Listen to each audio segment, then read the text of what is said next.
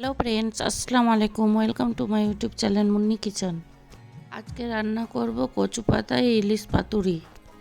এখানে 4 পিস ইলিশ মাছ নিয়েছি। ইলিশ মাছগুলো ভালোভাবে লবণ হলুদ মাখিয়ে নেব।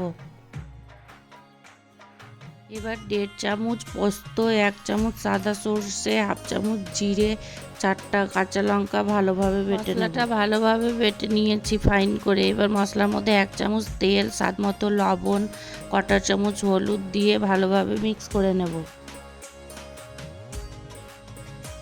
এবার মশলার মধ্যে ইলিশ মাছগুলো ভালোভাবে কোট করে নেব।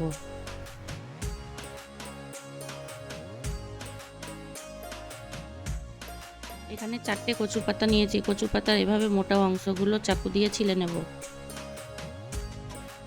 কচু পাতাগুলো ভালোভাবে ধুয়ে ওয়াশ করে নিয়েছি। এবার একটা কচু পাতার মধ্যে 1 চামচ নিচে মশলা দিয়ে উপরে ইলিশ মাছটা রেখে আবারও ইলিশ মাছের উপরে 1 চামচ মশলা দিয়ে একটা কাঁচা লঙ্কা দিয়ে এভাবে দেখুন মুড়ে দেব।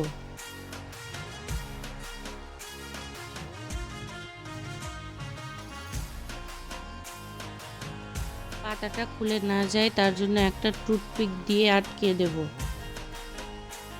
একইভাবে সব পাতুরি বানিয়ে নেব।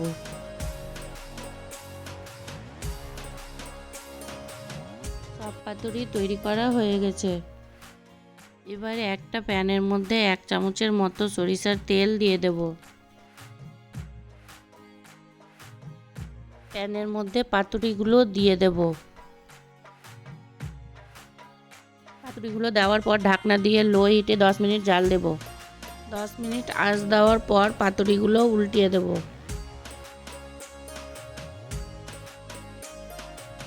উল্টানোর পর ঢাকনা দিয়ে আবারও 5 মিনিট জাল দেব। 5 মিনিট জাল দেওয়ার পর দেখুন ইলিশ মাছের পাতুরি রেডি হয়ে গেছে। এবার গ্যাসটা বন্ধ করে দেব। রান্না কচু পাতায় ইলিশ মাছের পাতুরি এভাবে রান্না করে দেখবেন, খেতে দারুণ লাগবে। গরম গরম ভাতের সঙ্গে এই ইলিশ মাছের পাতুরি থাকলে আর কিছুই লাগে না।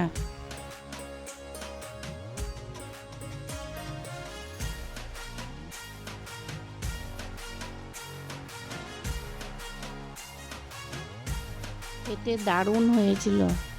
আমার রেসিপিটি ভালো লাগলে আমার চ্যানেলটি সাবস্ক্রাইব করে লাইক কমেন্ট শেয়ার করে দেবেন প্লিজ।